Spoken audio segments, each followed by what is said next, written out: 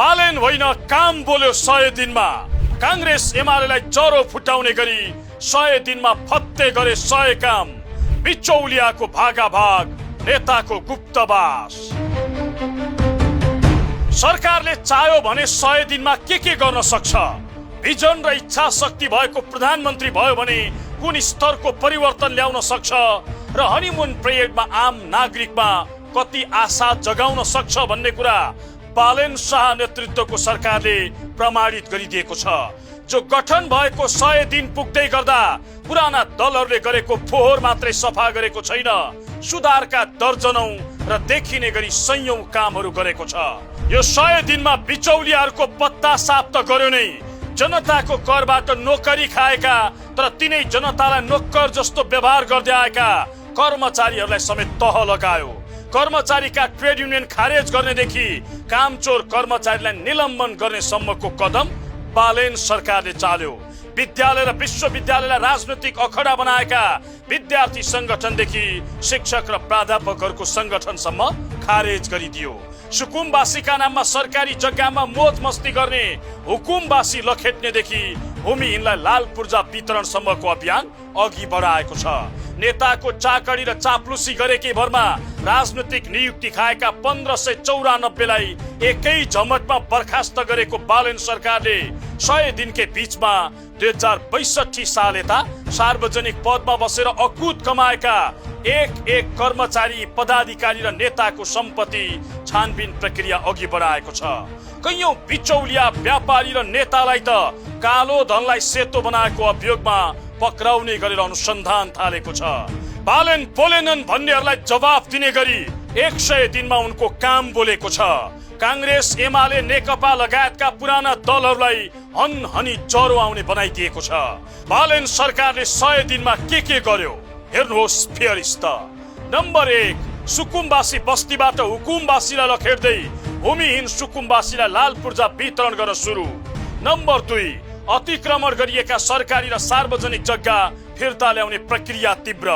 Number 3, आयोग नै गठन गरेर 2048 साल यताका उच्च पदस्थको सम्पत्ति छानबिन प्रक्रिया सुरु।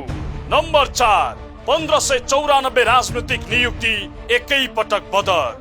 नम्बर 5, कर्मचारी ट्रेड युनियन र विश्वविद्यालयबाट विद्यार्थी संगठन खारेज। नम्बर 6, स्थानीय तहको प्रमुख प्रशासकीयको समस्या अन्त्य, सिंहदरबार र काठमाडौँका पहुँचवाला कर्मचारी विस्थापित। नम्बर 7, मन्त्रालयको संख्या कटौती, अनावश्यक दरबन्दी पनि कटाइदै। नम्बर 8, कानुन बमोजिम सुविधा पाउने बाहेकका कर्मचारीको सवारी सुविधा खोसियो। नम्बर 9, सहकारी समस्या समाधानको पहल, पीडितको रकम फिर्ता गर्न सुरु। नम्बर 10, सेवा प्रवाहमा सुधारका कदम, प्रक्रियागत झन्झट घटाइदै। नम्बर 11, सेवा प्रवाह र निर्णय प्रक्रियामा सुधार। नम्बर 12, कर्मचारी सरुवामा पहिलो पटक अनलाइन प्रणालीको थालनी। नम्बर 13, कानुन सुधार प्राथमिकतामा 100 भन्दा बढी कानुन संशोधन गरिदै। नम्बर 14, भ्रष्टाचार र वित्तीय अपराधमा आक्रामक छानबिन। नम्बर 15, 10 वर्षको कृषि अनुदान दुरुपयोगका विषयमा छानबिन गर्न समिति गठन। नम्बर 16, राजदूतहरूसँग पहिलो पटक प्रधानमन्त्रीको सामूहिक भेट, सन्तुलित र व्यावहारिक विदेश नीतिमा जोड।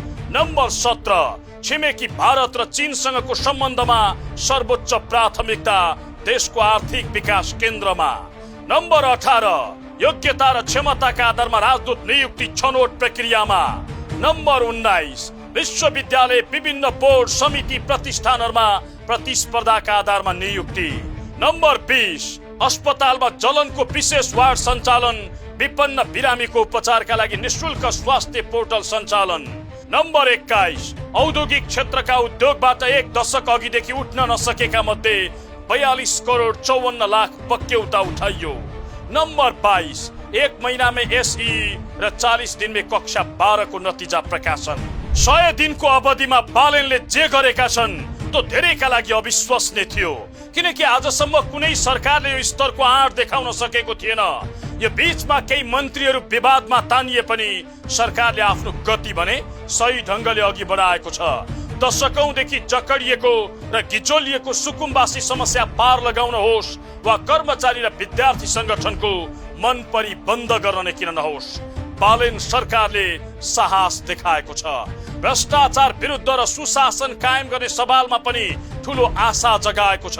उद्घाटन र शिलान्यासका काममा समय खर्चिन बन्द गरेका प्रधानमन्त्री बालेन शाहले सिंहदरबारमा बिचौलिया मात्रै होइन, कार्यकर्ताको झुण्डलाई नै निषेध गरिदिएका छन्। काममा कडाई समयमा निगरानी गरिरहेका उनले एउटा प्रधानमन्त्रीले चाह्यो भने 100 दिनमा धेरै थोक गर्न सक्छ भन्ने कुरा प्रमाणित गरिदिएका छन्। यद्यपि यो बीचमा सीमाका विषयमा संसदमा प्रधानमन्त्रीले दिएको अभिव्यक्ति, सुकुम्बासीलाई अमानवीय व्यवहार गरेको विषय, गृहमन्त्रीको छानबिन प्रतिवेदन गुपचुप राखेको र प्रधानमन्त्री संसद प्रति जवाफदेही नभएको जस्ता विषयले सरकार आलोचित बनेको छ। कामका हिसाबले भने विपक्षीले समेत ठोस रूपमा खोट लगाउन सकेका छैनन्। तर सरकारले अचाकली बढेको महँगी घटाउँदै जनतालाई राहत दिन भने जरुरी छ।